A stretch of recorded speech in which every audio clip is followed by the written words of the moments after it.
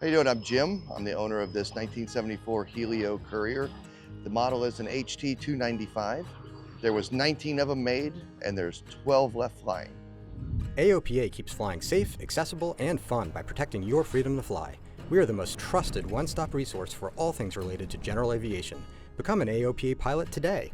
It's a 6-seater aircraft that can take off in a very short runway. So, if you ever get the chance to fly one, I think they're very fun to fly. So Helio Couriers were introduced in 1954. They were produced till 1974, the first time around. They have a large military background. Air America flew them in Vietnam. They started designing this somewhere around 48 or so, right after the war. And they were making it for a business guy that lived in the suburbs. He could fly it in and land it in the factory parking lot, so he didn't have to worry about driving in traffic. This particular airplane, the big uniqueness of it is basically that it's tri-gear, where there's just not a whole lot of tricycle gear Helios out there.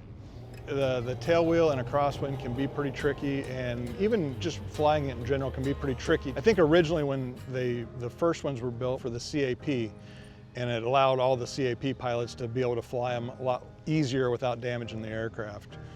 So the Helio Courier has leading edge slats that there's no springs or anything in them, and they come out at about 55 miles an hour roughly. It has interceptors, so when you use your ailerons, it'll fly 28 to 35 miles an hour.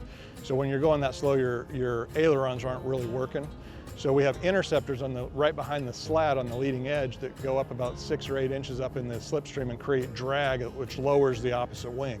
And also the flaps, we have 40 degrees of flaps, but it's almost the complete length of the wing.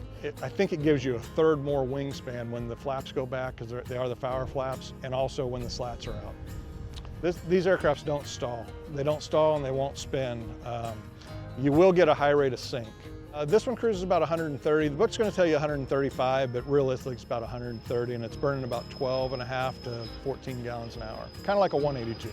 This has the Lycoming GO 480, which is a geared engine. The Helio really needs the geared engine in order to spin the 96-inch prop that's up front.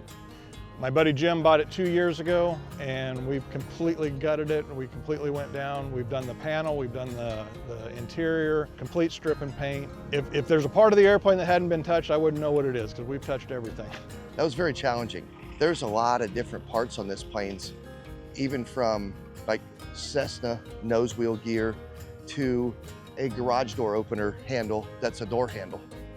So they've surplused so many parts from different manufacturers, and the research to find everything was very difficult, but it took 2 years to do. So it was really fun. I learned a lot, and I'm happy we did it.